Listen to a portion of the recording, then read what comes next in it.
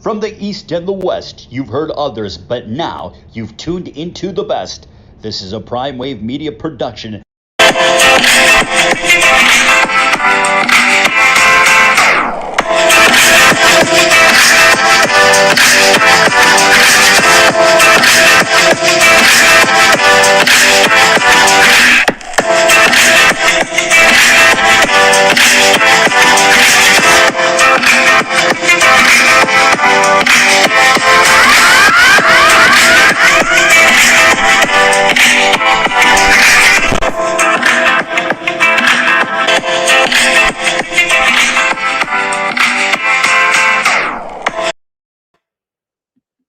What's up, world? It's the one and only Pop DBacks PrimeTime Capper, and it is time for the premier sports betting show. And boy, oh boy, I got one of my good colleagues here with me today. I usually do the Thursday show with him and Mike Abadir, but we're going to try to make him our Tuesday guy if he's going to be available. But none other than, man, the living legend himself, former TVG personality. The boy's so good he had to go off on his own. So let's go ahead and bring in none other than Gino Buccola. What's up, Gino? Pop, how we doing today, buddy? Always love joining you. Thank you for helping out and hanging out with us on the Mike Abadir show a lot. You've helped out some days too where I couldn't be around, so you provided another voice there to help Mike, and I'm always happy to help you anytime we can. And fun show today because we'll be bouncing all around, talk a little football. We'll get through the baseball slate, hitting on everything going on in the world of sports. Yes, and then we need to. But before we get to the end of the show, we need to talk about the best 3-year-old in the world right now. See who's going to be that guy at the maybe that guy at the Breeders' Cup Classic. But I think it's an older horses race this year, to be honest with you. Yeah, we saw Knicks go with a big victory over the weekend. He's the type of horse who, if he's out front and he's able to cruise on his own and get comfortable, he's very tough to beat. And he said you're going to have some 3-year-olds stepping up, like you'll have maybe a Hot Rod Charlie, Essential Quality. So it should be very, very interesting, as this is the time of the year now where those youngsters start to meet up with the older and they're all going to converge. All right. I'm not going to mention Rock Your World. I'm still having woes over that, Gino. I know. We'll see. I think he's going to show up coming up soon. Again, he's going to resurface. So they'll try to regroup with him and see what's up for the second half of the season for him. But, hey, yeah, plenty of good racing going on right now as we hit that middle point of Del Mar and Saratoga. I can't wait, Gino. It's going to be it's already a great summer, but it's going to be an even better fall, brother. So that's what I'm looking towards, and I think that will be on the money. So let's go ahead and jump into our first topic in hand, man, and this is a fun one. Pretty much we are looking at a pretty fun situation here with the Lakers right now, brother, where we've went ahead and signed Carmelo Anthony. We've went ahead and gotten Westbrook through the trade. You've also been able to bring back Trevor Ariza as well too. But then we got to mention good other players that are very good towards this roster. Guy I like a lot, Malik Monk, who actually hit 9 3-pointers in 2 different games last season.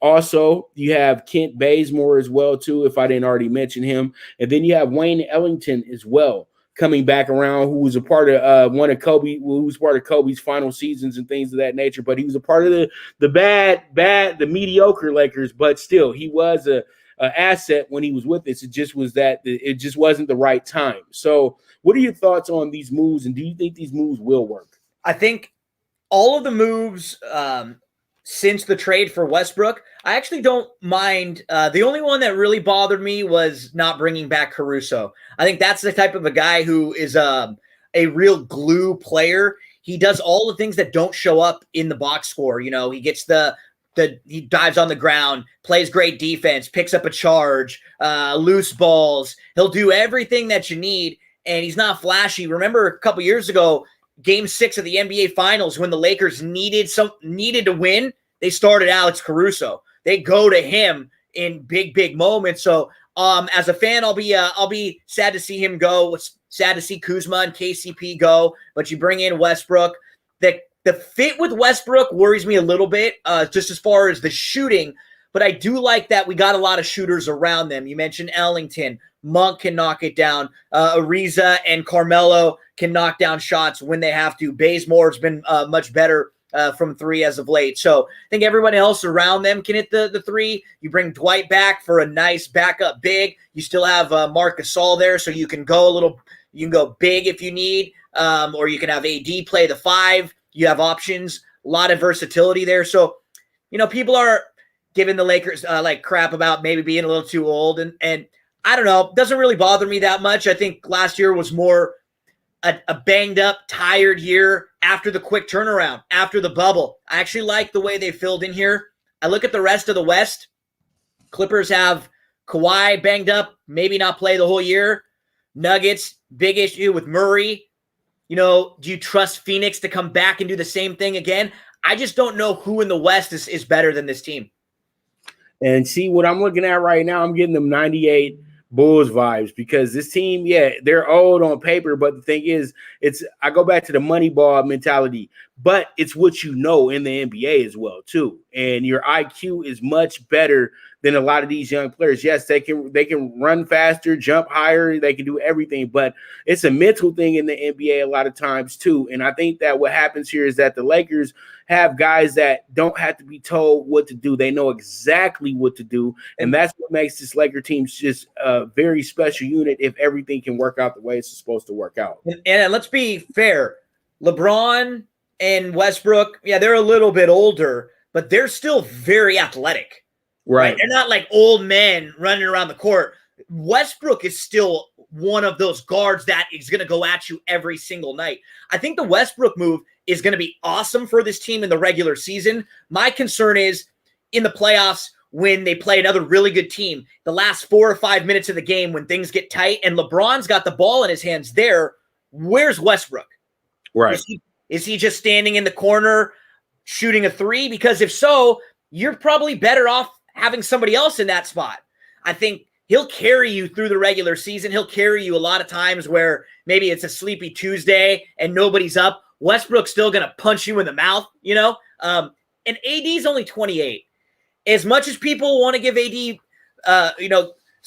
issues for missing games, and he had never missed any big games for the Lakers until last year. He played all the way through their playoff run, and if you really dig in and look at those games when he played for New Orleans, there was a lot of times that he got shut down. He did not miss as many games as people make it out to believe that he would. So I don't think health or age will be a problem with this team. My concern mainly is the fit. When you've got LeBron, AD, and Westbrook on the court for long periods of the game, do you have enough shooting when 3 of your 3 best players are all, below average shooters? Right. So that's where I really love the Malik Monk pickup, where you love the Wayne Ellington pickup. And then, Kent Bazemore well too. Ariza, Melo. As long as it's combinations of them next to those guys, then you're fine. It's just going to be hard, like Dwight and Russ combinations, where there's like no shooting with those 2 guys at all. At least with AD, he can stretch the court a little bit, You get Gasol in the mix sometimes too. He can stretch it out, give you some space. You're going to need all the space that you can in there to give Russ those driving lanes. Right. And see, and my 2 cents on the Caruso situation, from what I heard, it was either going to be him or THT. And what happened was that I think that the Bulls paid about $5 million, gave about $5 million more than the Lakers were willing to give. And I think as soon as he saw that deal, he had to go ahead and wrap it up because the Lakers took too much time thinking that they had Caruso secured. So they had to go ahead. They just told him we're not going to do it. After he got the offer from the Bulls, he came back, and I think the Lakers just said, we can't pay that much. Right. It's nothing personal. It's just that, Caruso got a little bit too expensive, but the price went up on Caruso as well, too. Yeah. He showed great effort. This guy was a guy who was getting laughed at when they came into summer workouts the first time around with Lonzo Ball, a young Brandon Ingram, all these guys, when we had this youth movement excitement going on. And Caruso, I thought, took the reins as the leader of that group, in a sense, a silent leader for that group, and blended in and was able to ball out in G League, all that good stuff, and then find his way onto the Laker roster and be an impactful player on the Lakers roster, and not just be somebody who was a fun little story at one point. Well, what hurts is that, with Kuzma leaving and KCP, at least, which is sad because both of those guys were big pieces of the rebuild and the complete turnaround for the Lakers and pieces. KCP was incredible in the bubble. He was the third best player on the Laker team last year throughout their playoff run. He was awesome both sides of the court. Kuzma, we saw him grow up before our eyes. But now with Caruso leaving, you look around, the longest tenured Laker is LeBron. There isn't one player on this team from more than 3 years ago, which it's when the games start this year, Laker fans, they're not going to be upset, but it is a little bit sad that you haven't had anybody on this team now that for more than 3 years. With Caruso leaving, you haven't had any of these young guys that we saw grow up still with this team. It's only really THT now, who wasn't really around for some of the struggling years. So, adios to Kuzma, adios to Caruso and KCP, a couple players who I think will always be remembered pretty fondly because they helped bring a title to LA after many years of this team struggling. Yep, and we wish them well, and hey, they were great for us, but it's the business of sports, though, Gino. You both know this. Yep. It is. So this year we got the hired guns, we got the hired hitmen on the Lakers, and AD we've kind of taken as our own now, and he's going to be a Laker for years to come, and hopefully with THT and a lot of maybe Monk will be one of these guys that sticks around here for years to come. But I think they did bring in a lot of shooting. It's just going to be a dance, and Frank Vogel is going to really earn his stripes on the defensive end this year. He's an incredible defensive coach. Last year, the Lakers were the best defensive team in the league, and that was one thing that night in, night out, even though they didn't have the best shooting, they were always going to be very good on the defensive side. This year, they might be the opposite.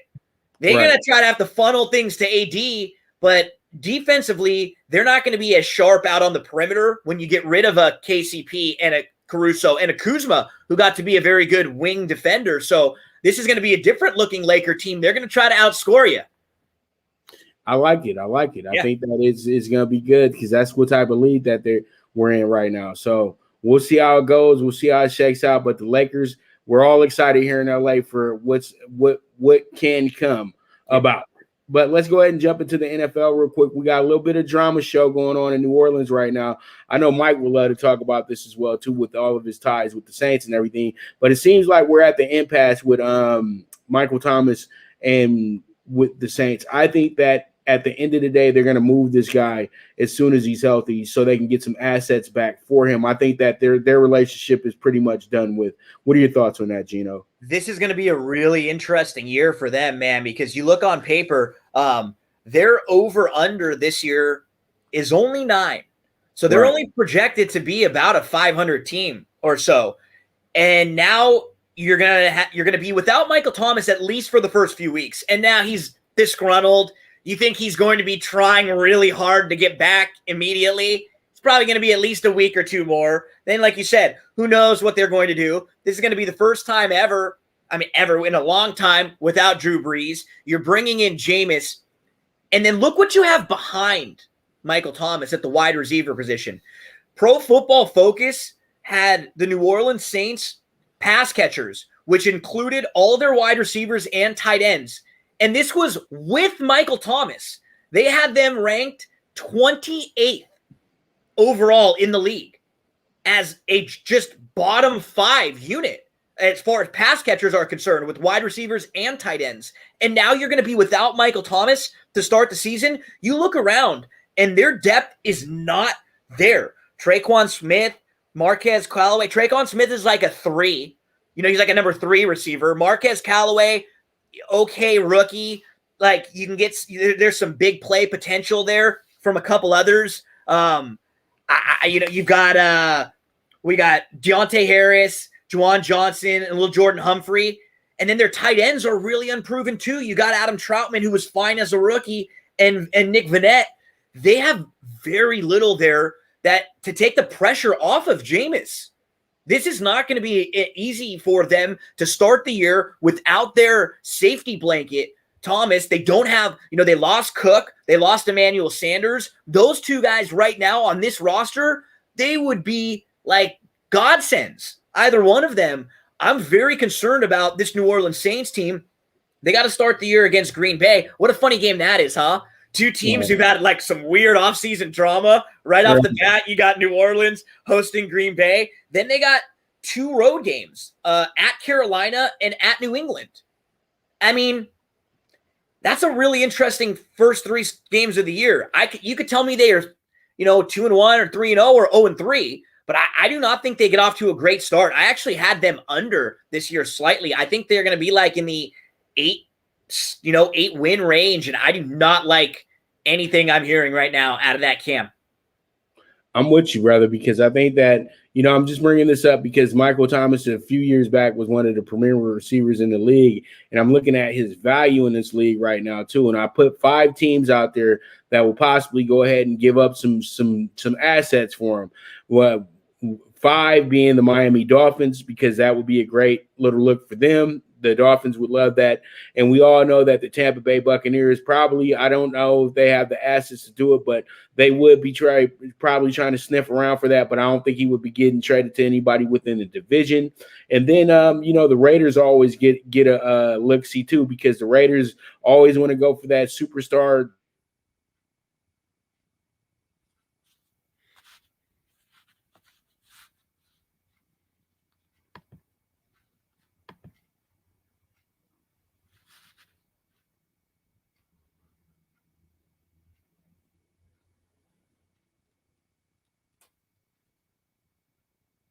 Uh-oh, Pops.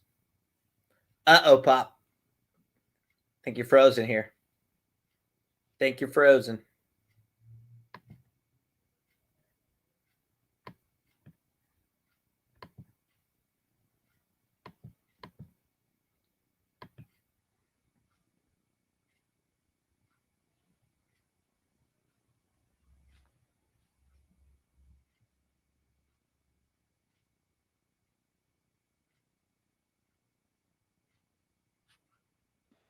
All right, Gino, you still there with me? Got you, buddy.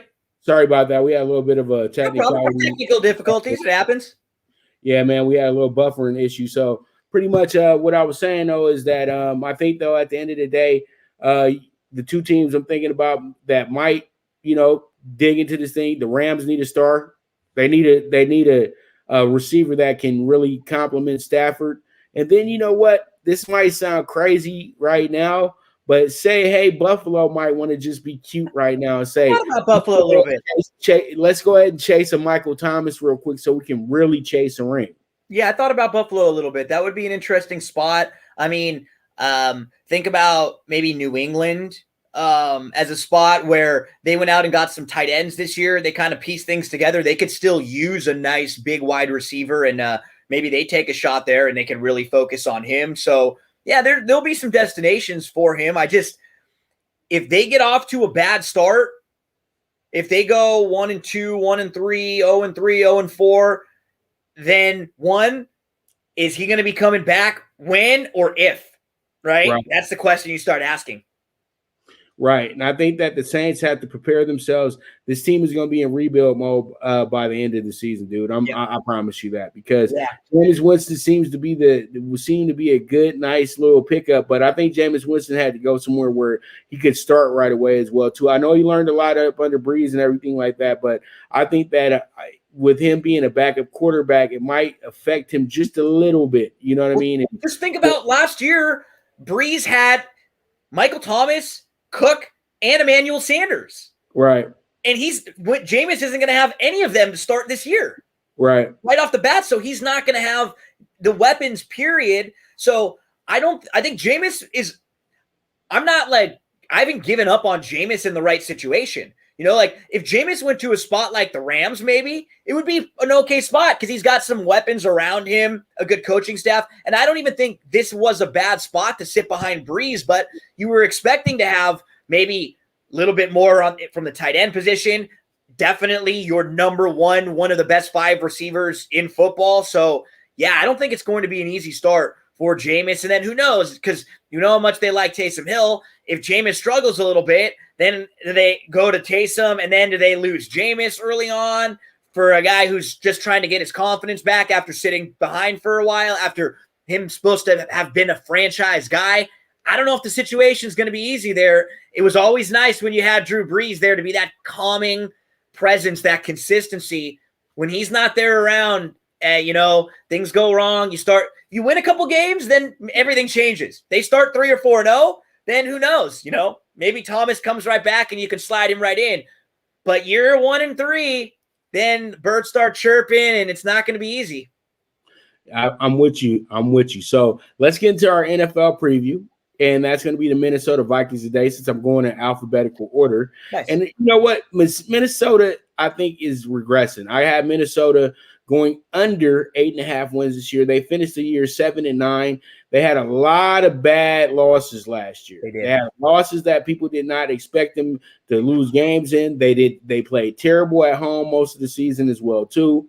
That wasn't a home field advantage for them, and they just kept finding themselves in bad situations all season, and they were one of the worst teams when it came to them being a favorite and covering as well too. So that's something that you have to take notes on. But do you feel like there will be any type of improvement with this team this season, even though they still with the Kirk Cousins project, or do you think that this is the final year, the final make or break time for Mr. Cousins here in Minnesota? It's funny.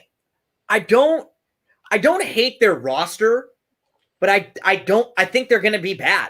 It's like I look at a lot of their roster, and defensively they were young, and they'll be better. Defensively they were pretty bad in spurts last year. They have a couple holes on the defensive side, maybe particularly like the defensive front. They're not all that strong, so a lot of times that can hurt, but they should be better in the middle and in the secondary a little bit than they were last year. On the offensive side of the ball, they have a very good 1-2 wide receiver. They've probably got a top 3 running back, 3 to 5 running back in the league, and one of the better backup running backs in the league. Probably a top 3 to 5 backup running back in the league too with Madison. I just don't trust Cousins. And I don't think he's awful. I just think he's a very average quarterback. And I think this team is probably going to be in a lot of close games where they might need a big drive. They might need a game-winning drive, or they might need a game-winning field goal or something. And I don't know if I trust them. I'm with you. I've got them well under. I start going through their schedule. What's difficult about their schedule, right? They've got 2 games to start on the road where you could see them winning or losing either game. I mean, at Cincinnati, they should win that game. But then they go at Arizona. That's probably a loss. Then they come home and they've got 2 tough games, Seattle and Cleveland.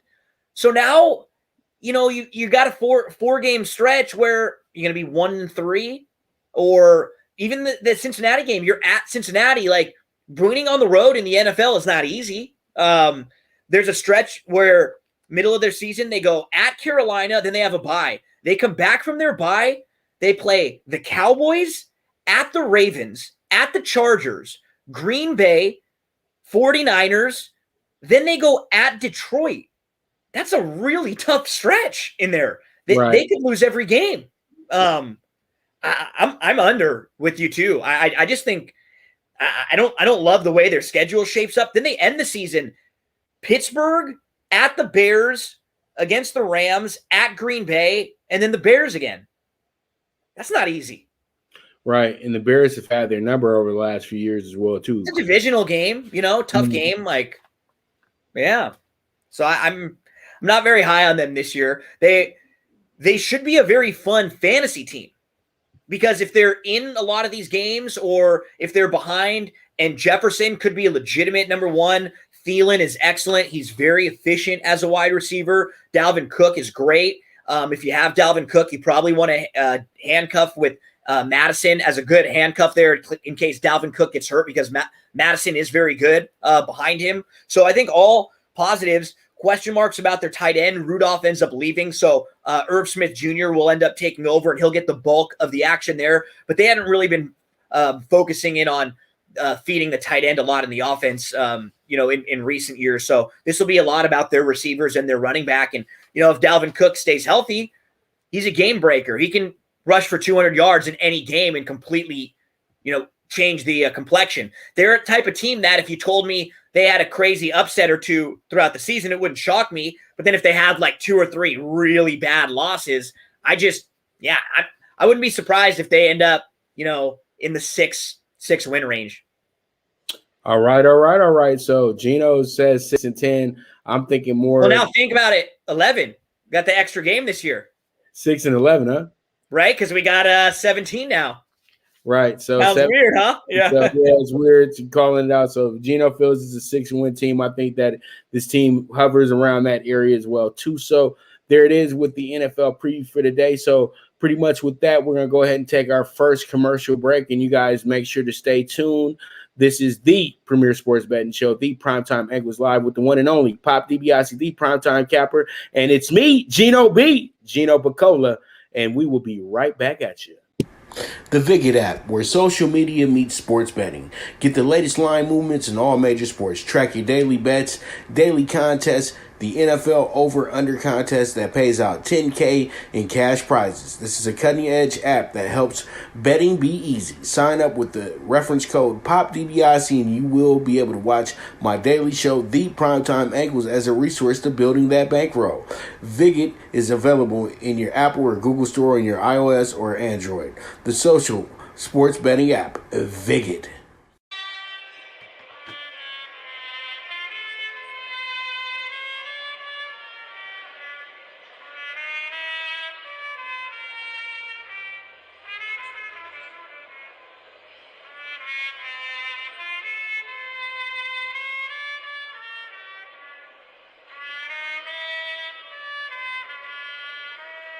From the East and the West, you've heard others, but now you've tuned into the best. This is a Prime Wave Media production.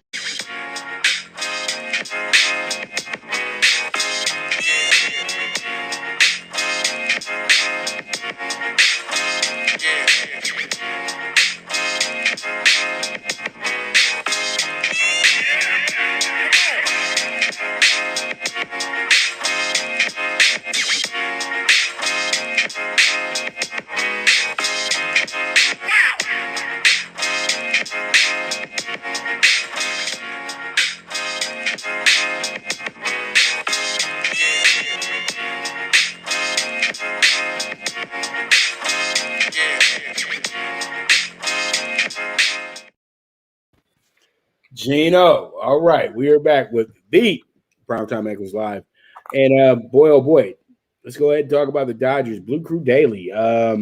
Dodgers 7 road games, I think 7 road games, correct?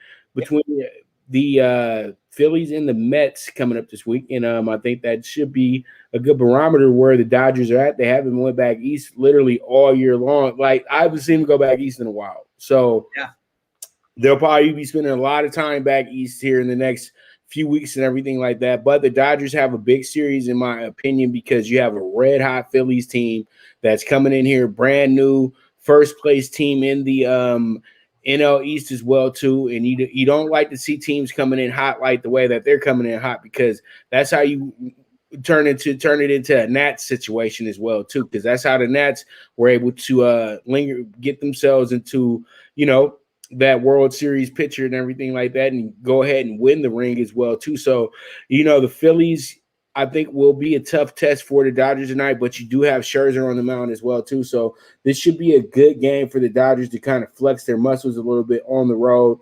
And, no pressure here. So Dodgers, pretty much know what time it is. They know they got to win. They know they got to get closer to San Francisco. But at the end of the day, they just got to take care of their business. And that's what I keep trying to tell to everybody. Yeah.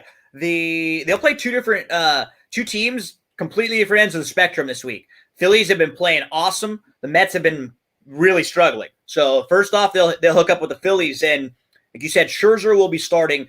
He has started 3 times against the Phillies. You could imagine he's got a lot of a lot of recency against the Phillies being in their division. 3 starts this year against the Phillies, 18 2/3 innings pitched. He has a 1.45 ERA against them and a 0.9 WHIP. 22 strikeouts in those 18 2/3 innings. He's only given up 10 hits, and he's only given up 3 earned runs in that stretch. So he has pitched very, very well against Philly. And then, you think of Aaron Nola, who, you think of him as a top-of-the-line starter. He's actually been very inconsistent this year. In fact, in his last 8 games, so his last 43 1/3 innings pitched, he's been missing a lot of bats, 58 strikeouts in 43 innings, but he's given up 9 home runs. He has a 6 ERA, 6.02, and Philly is just 4-4 in his starts over that stretch. So he has not been – it's very Jekyll and Hyde. Last game, he gave up 5 hits, 3 walks, and 5 earned in only 5 innings. But prior to that, he had 2 pretty good games where he gave up only 1 run in basically a complete game where he went 8 2/3, and then he only gave up 2 runs in 6 innings. Before that, he had back-to-back games of 4 earned and then a 7-run blow-up. Prior to that, he gave up you just don't really know what you're going to get with him. He's been very inconsistent. This Dodger lineup is finally healthy and coming together. Bellinger actually had a nice game on Sunday. He's the one guy who they really need to get firing on all cylinders. So now you add Trey Turner with Bellinger, with Mookie, Justin Turner day-to-day. So, hopefully it shouldn't be too bad for him, but I didn't get the sense that injury is too awful for him. The way that I play this game today is, I think you either play the run line or some sort of a Dodger prop. I would play the Dodgers on the run line -1.5 at +100 here. All right, and another thing you can do is see how many runs they can get today as well. Exactly. The Dodgers have an over/under of 4.5 today, so that's something that look at that has some value to it as well too. So that's something for the bettors to jump into as well. So let's go ahead. I wish I had all my graphics and everything ready to go, but let's go ahead and talk about the MLB games that I have on tap today that are going to be part of Talking Tickets. Up first, we got ourselves a really good one. It's going to be an early game at the Big A, part of a double hitter, and pretty much we have ourselves a good game today, but I think what happens here is that, pretty much you have a Blue Jays team red hot coming into this one, and I think that they're going to continue playing scorched earth type baseball, and the Angels seem to be kind of falling apart right now. Well, not kind of, they are. Let's just be honest. The Angels have not played good baseball literally since Pujols left. And they've had their moments where they've gotten back to 500, and then they lose 5 in a row again. It's a headache to be an Angels fan this year. I already know all they can do is just be mad at Dodger fans. That's it. So all I see on Twitter is that another Angels fan mad about nothing. Don't be. You got a rich owner that just keeps making the same mistakes. But so it's on him, not on the other fans. You know what I mean? So it is what it is. But that I digress. That's some other stuff. Let's stick to the game. We got good pitching matchup here as well too. That works out very well for bettors if they're looking for something on the scoreboard. We have ourselves Chris Rodriguez, who doesn't have that many games up under his belt because he's more of a spot starter. I mean, not games, but innings up under his belt. Yeah. So he's 2-1. So pretty much last time out, he did well, but he gave 4 runs, but he did have 7 strikeouts in his last game against Texas. Then you got the vet Steven Matz on the mound as well, too. Steven Matz had a very good game last time out, was able to strike out 8 and he gave up no runs. He did allow 6 hits, but pretty much he took care of his business, and he took care of the Indians that day as well, too. But he had a rocky start before that against the Boston Red Sox. Even though he didn't give up that many runs, he did get hit pretty hard in that game as well, too. So when I look at this one, I think that you look at the over, but you have to understand it's a shortened game as well, too, because you have 2 games today. They're doing 7 for each, right? Yeah. Okay. All right. So pretty much one is a makeup game from when they were in Buffalo or Florida, wherever they were at, and the other is the actual game. So when you come into it like this, you got 2 of the best hitting teams in the league, and it's going to be 90 degrees in Orange County this afternoon. So I think that the over could be a great play here as well, too. Yeah, probably lean that way. No, no real strong opinion. I'd have a tougher time in the 7 inning games, just as far as getting a good feel for them with the totals a lot of the time too. So I wouldn't be surprised. I can't play against Toronto right now with as well as they've been playing. So I definitely would be more of like a stay away, not really on the Angels side here. Gotcha. And pretty much let's go ahead and move on to our next game in hand. And that's going to be a doozy as well, too. It's going to be the Rays and the Red Sox. And this is going to probably be the biggest game of the day because you have two teams that are going at it who are right at each other's throat. But the Red Sox have absolutely fallen apart. They're 4 games back now. And they have people, and they're not even ahead in the wild card right now either, with the Yankees literally just chomping at the bit to try to pounce on this. And, the A's aren't really playing bad baseball right now. So the Red Sox are in a position where they got to win, and they got to win right away. They've lost the last 8 out of 10 games as well, too. They can't be it's no more time for waiting. They had a great lead for a little bit when the Rays had their little cold streak. But this week, this game is so important to the Red Sox moving forward for the rest of the season. Yeah, and a couple things to note for this game. Eduardo Rodriguez has been really bad a lot of the year, but starting at the end of June, he's actually been very good since then. In his last 32 innings pitched, he has a 3.6 ERA, a 226 batting average against. He's only given up 13 earned runs. He has 46 strikeouts in those 32 innings pitched to the 13 walks. And he's actually just went 5 innings and he only gave up 2 hits and no runs. He struck out 10 in his last start against Detroit. So he's got, 4 really nice games in his last 7 starts, I believe. I just can't really trust him, though. That's the problem. And like you said, Boston's been playing so poorly as of late. They're 2-8 in their last 10. You look at the Rays, their starting pitcher, Luis Patino, his last few outings, his last 21 innings, he has an ERA just under 5. What's concerning about him, though, in this particular matchup at Boston, he gives up a lot of fly balls. And that's fine at Tampa, in a bigger ballpark where those fly balls don't hurt you as much. That could be a problem against this Boston offense. And while I still don't really trust Boston with their recent struggles, I do still trust their offense. So what I'll play in this game is the Red Sox over 4.5 on their team total. I think it's like minus 120 in that range. And so I'm pretty confident that the Red Sox can put up a 5 spot here. So that's how I'll play this one. All right. I like it a lot. So let's go ahead, jump into our next game, which is a sleeper, in my opinion. You got the A's and the Indians, and people got to understand, the Indians are still 10.5 back in the Central, but they still have wild card aspirations as well, too. But I know it's a tough ask for the Indians right now without their sworn leader, Francona, you know what I mean? And they are actually 7 games back. So do you think that the Indians are still trying to win games, or are they just going to be stuck, just say, we're just going to be middling and just hope this year ends on a 500 note? What are your thoughts on that? I don't think they're really going to go all in. I don't think they're trying to lose games or tank, but I think they're, like you said, sort of 500 and keep developing some pitchers along the way, and maybe hope for a little bit better of opportunity next year, because the White Sox have actually been pretty solid all throughout the year, even with some of their major injuries. So Cleveland hasn't had much of a chance in the division, like you said, as far as the wild card are concerned.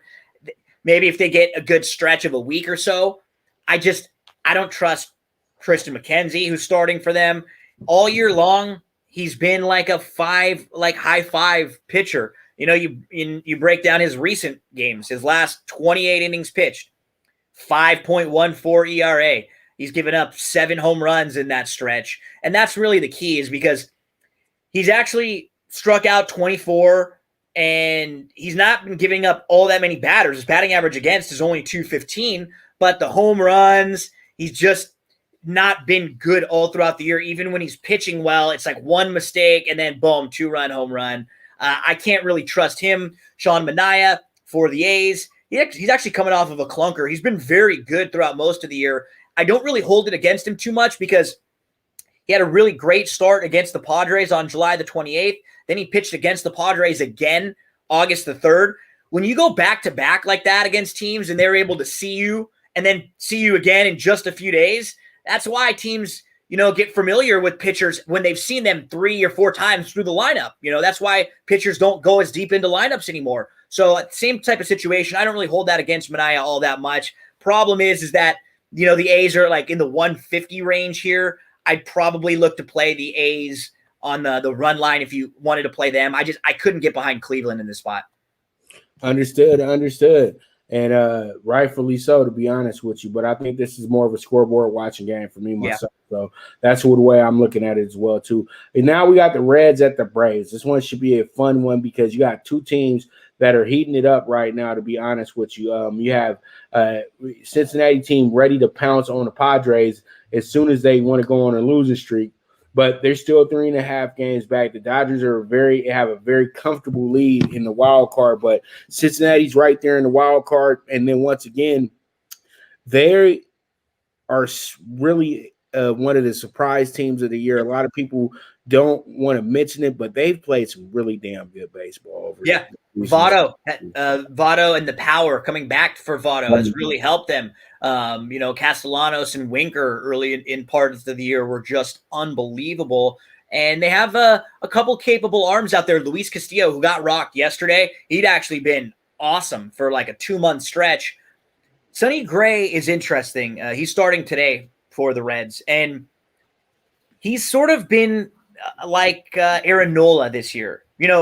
He's still capable of giving you ace stuff. And is a game like as good as anyone in the league, but you just don't know which Sonny Gray you're going to get. He had a 2-game stretch in the middle of July where he gave up 5 earned and 8 earned in back-to-back. Then he had a really nice start against the Mets where he went 6 innings and he struck out 7. He only gave up 1. Last game, he struck out 7, but he still gave up 4 earned runs against Pitt. It wasn't great. So he's been inconsistent. I don't really know if I trust their bullpen, even with some of their acquisitions. They had to throw 3 bullpen arms. They did play on Monday, too, so keep that in mind for the Reds. Smiley, who's starting for the Braves, he's been fine recently, but he doesn't get you deep into the games at all.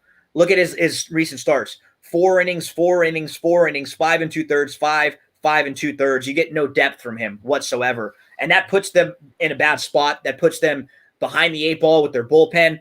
I think if I had to make a play in this game, I would probably lean the over slightly in here. I think it's at 9.5 right now.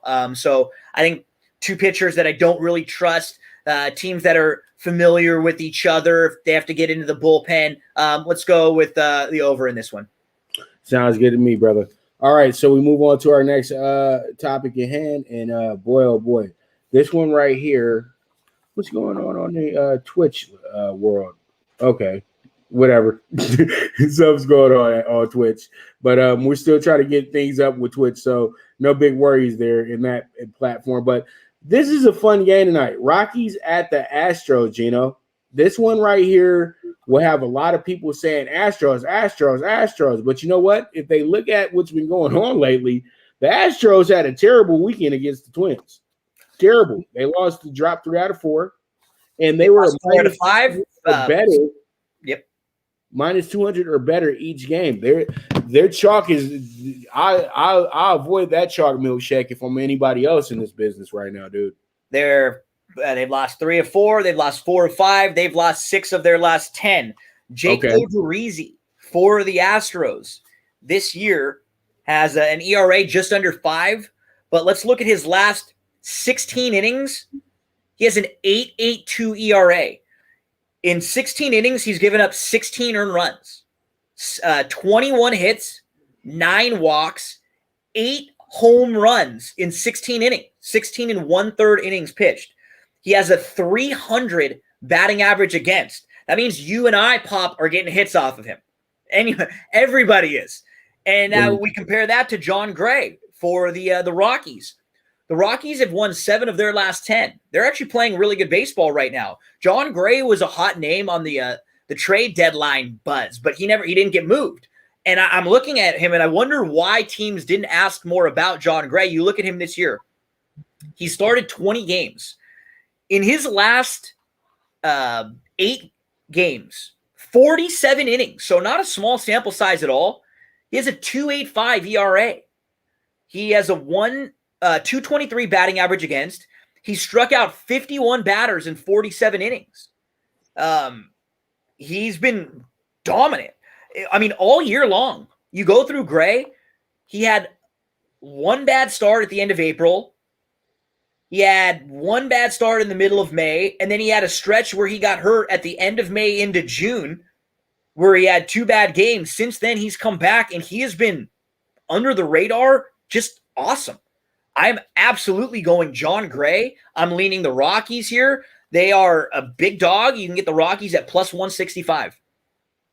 I like it. I like it because the value's there, and it's going to climb as we move forward as well, too. Yep. So people have to understand right before you get to the first pitch, they'll probably be minus 220 on the Astros, and you'll probably be able to get your plus 200 on the Rockies as well, too. So check it on out. And then maybe you might want to get cute there since the Rockies are playing good baseball. All run line that bad boy and see what you can get with the maybe they can win by 2 or more runs. I've been there on plenty of occasions. Sure. I think that's one of the funnest bets that you could play with when you're with the other side. So it is what it is. All right, so pretty much we have ourselves another great game to be a part of today, and I pretty much am going to go ahead and get into it. My bad, I got a phone call coming in as well too, a little important, but we'll deal with that after the show. We only got so much more to talk about. DBacks at the Giants tonight. Gino, what are your thoughts on that?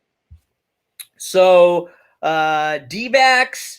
The Giants, I don't know how they keep winning. It's just incredible. Alex Wood is going to be starting for the Giants tonight. And he's been in a great start to the year. His last 2 games, he's given up 8 earned runs in just 9 innings pitched. So, a couple home runs, a hit batter, a couple walks. Not the best 2 outings for Alex Wood. And in his games against Arizona this year, he's pitched against them 3 times, 15 innings pitched, and he's given up 8 earned runs. He has a 4.8 ERA and a 1.4 whip. Now, he has struck out 20, but he's walked 7, given up a home run. So he's been fine this year. Not very good against Arizona, to be honest. Then you look at Zach Gallen. I just expected so much more from Zach. He's kind of been start and stop a couple times this year with some injuries. I thought he'd have a better year, but he has not been very good in his starts against the Giants. He started 3 times against the Giants this year. He has an 8.71 ERA in 10 innings. He's given up 13 hits, 10 earned runs, 3 home runs, 7 walks. He has a 1.9 whip, and he's just been plain awful against the Giants. So I believe that this total is at 8. I'm absolutely going over a couple pitchers that I don't trust. I love it. And I think that the D-backs and Giants just present a game that's a nightcap game. I used to call these when I was first on the Twitter, doing the capper thing and everything like that. I used to call this bailout bets. Games after 7 o'clock at night, we call those bailouts. You know what I mean? Because you've probably been having a bad day today. You got to find out what can be your bet that can go ahead and maybe cover the rest of these bad bets that you made earlier in the day. So those good old bailout bets, and I think that over is a good bailout bet. And I know a lot of people are going to chase the Giants on the spread as well too. So we'll see how it goes. We'll see how it shakes out. But I think this will wind up being a very, very, very good game tonight. It's going to be much better than it looks on paper. And I think that pretty much the over should be the play for anybody tonight if they really, really want to get a bet here. But you could possibly say, okay, you know what? I'm going to trust the Diamondbacks tonight because you know how this is going, Gino. You know how this is going. You know how, Giants look like world beaters one night, then the next night they lose 8-2. It happens because we're in the middle of a chase. And a lot of times when you anticipate a team to be really good in a game, it backfires. And I think that's what a lot of bettors are going to do tonight with the Giants, to be honest with you. Come on, D-backs. Let's go, D-backs. And that's kind of just the Dodger pride talking as well. Yeah, yeah. So let's go ahead and jump into this talking tickets. We're at the final stretch drive of the show. And talking tickets, I got the Blue Jays with the 1.5 for us today, Gino, and the Reds money line -110, Red Sox -120, over 9 with the A's and the Indians today, and the +1.5 with the Rockies, and the over 7.5 with the Diamondbacks and the Giants. What are you thinking of that? That's a 49-1 ticket. Oh, I love it. I love it. I got a couple of the very same plays with you. I like the over in that DBacks Giants game. I love the Rockies side in that spot also. Wouldn't really be against the over in the Rays, in the A's Indians. Red Sox wouldn't shock me at all. So, yeah, I'm with you in a lot of these spots today. All right. So that looks good to me. I think that pretty much we can go ahead and try to get this one to the bank. It's a nice value there as well, too. Now, Gino, what are your thoughts on the Breeders' Cup Classic? You were talking about Knicks Go earlier, and we were talking about essential quality and possibly well, we can't mention Medina Spirit. I don't think he's going to be a part of this, but you know what I mean. But essential quality is going to probably be ranked as the best 3-year-old smoking in this race, and then everybody has that sentimental part for Hot Rod Charlie because the way Hot Rod Charlie's story kind of progressed. But why do I feel like the Pacific Classic winner could possibly be the winner of the Breeders' Cup Classic, whomever wins that race? We'll see. On paper, it's very wide open. I think there's a horse named Dr. Post for Pletcher who's going to come out for that race, and he's going to ship. I think because there's no standout that's pointing to it, some people around the country are thinking it's a good spot to ship some horses and maybe get an opportunity to take a shot at the big money. So we might end up getting a really good betting race in that case. I look around at the division, and Knicks Go, he's tough. Maxfield, he beat. But that was a race that really didn't shape up as well for Knicks Go. And you start to look at the rest, I don't know who else of the older horses is really on the same plane with those top few. You get into the 3-year-olds, you've got Essential Quality and Hot Rod Charlie who feel like they're sort of at the top. There's a wild card horse to keep an eye on. I'm not sure what the long-term plan is with him, but Life is Good, who was once under Bob Baffert's care, is now running for different connections. He's going to be pointing to a sprint race at Saratoga, and then I'm not sure if they stick to sprinting or if they try to stretch him back out. If they do, and he does, maybe he's a 3-year-old that's not necessarily on the radar right now. Remember how good he was. He talented, unbelievable. He had some physical issues that sent him to the bench for a while. If he comes back and he runs well at that sprint and they try to stretch him out, maybe he's a horse to keep an eye on as maybe an outside-the-box horse. But I'm not exactly positive if that's the plan or if maybe they keep him sprinting and one turn. But, yeah, I can't think of more than maybe the top 4 or 5 that you feel like really at this moment right now feel kind of head and shoulders above maybe 2 or 3 of the older males, and then maybe 2 or 3 in the 3-year-old division, and everyone else.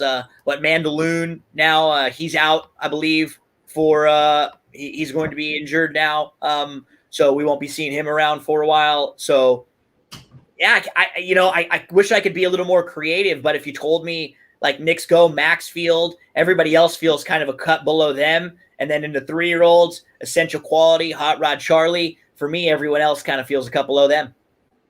All right. I can't wait. I'm taking my time with the situation. Gino. Oh yeah, I mean those won't be the horses I bet come that day. I'll be betting someone who will be a bigger price. But right now, just as far as the horses to keep an eye on for their final maybe 2 to 3 prep races along the way, those are the ones that are probably going to be the horses to beat. Well, Rocky World is heavy on my mind. I know what Sadler's thinking, but Sadler got options though. Sadler could throw the horse in the turf race, in the turf classic, in the turf British Cup turf, or he could possibly throw the horse into the classic or throw the horse into the mile. And the horse has options. And I feel like with the next race, I think it'll be a barometer of where this horse is at. But, Rocky World still ain't a disappointing horse to me. I think that just we all got a little bit too excited too early because, what we saw with a horse like Justify. You know what I mean? Justify was such a great horse in the way that he went about it, and he's probably going to be one of the horses that probably will have one of the most underrated Triple Crowns of them all. But, pretty much, that's horse right there. We kind of got excited about that one, but I'm justified, right? Not authentic, correct? Justified, yeah. Last Triple Crown winner, but, it wasn't a big deal because, the way things went down because, Justify had 3,500 owners, so it's just difficult. You know what I mean? So it is what it is at the end of the day. But, Gino, it's always a pleasure. Next week, everything should be back up, looking good and everything like that. But still, I had a great time talking to you and everything like that. And you know what? You guys just got more of our pretty mugs anyway. So That's is what it is. Exactly. Most people have to pay more for that, so no problem. Right. Exactly. So, Gino, thank you so much, brother, for coming on in. And go ahead and leave your handles for everybody. You already see it's me, Gino B, and everything. But just go ahead and leave your handles and let them know when to tune in for your horse racing show as well, too. Yeah, that's what G Said Podcast. You can download my show anywhere you get podcast. That's the one that I host, and it goes over all sports. We talk about wrestling also, TV shows and movies, a little bit of everything. I mean, horse racing on every episode. Then I co-host the Mike Abadir show. That was the one that Pop mentioned before. We're on every Thursday live, 7 o'clock Eastern time for an hour. We talk a lot of football there, so we'll really be getting into football now because Mike has some great connections there as he's an NFL sports agent. So, Pop, always love chatting with you. We'll touch base again. I think I'll be able to come back next week and sometimes on Tuesdays. I just got to check the schedule with the interviews and everything. But anytime I can, I always love hanging out with you. Always a pleasure, brother. I thank you very much. And once again, this is the Premier Sports Betting Show, the Primetime Angles Live with the one and only Pop DBIC, the Primetime Capper. And as I always say, if you got a hunch, bet a bunch. Always bet with your head, not with your heart. And the movement is moving. So you guys make sure to check out my man, Gino Buccola. And we'll be right back to you next week, hopefully. And then you guys already know where to catch Gino at as well, too. And I'll be back tomorrow at noon with Mr. Mike Abadir as well, too. So you guys have a beautiful day, and we are gone.